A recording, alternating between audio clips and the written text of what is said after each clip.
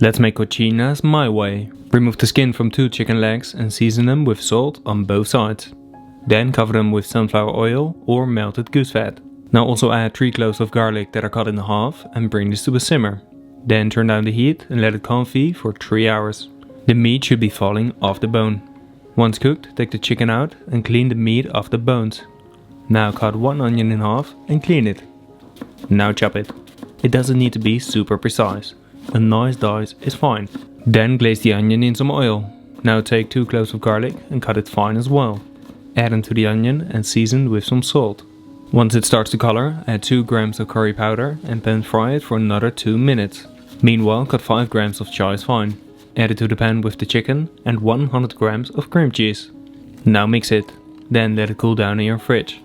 Once cold, roll it into balls that are around 10 to 12 grams. Now the dough. First peel 200 grams of a floury potato and then cut 160 grams into even sized pieces.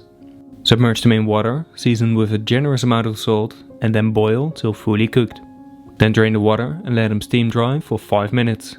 When still hot, press the potatoes through a fine sieve.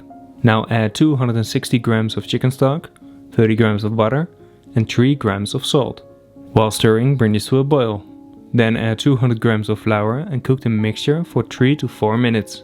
Be sure to keep on mixing. Then let it cool down out of the fridge. Now make little discs of around 15 to 17 grams. Place the filling in the middle and gently form the dough to create the signature drop shape. Now I place a thyme bundle in every coxinha to give it a nice presentation. Then cover the dough with a layer of flour, then a layer of beaten egg and finally a layer of breadcrumbs.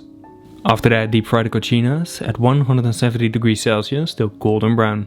This takes around 4 minutes.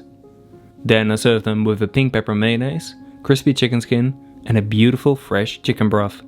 Be sure to follow for more great recipes.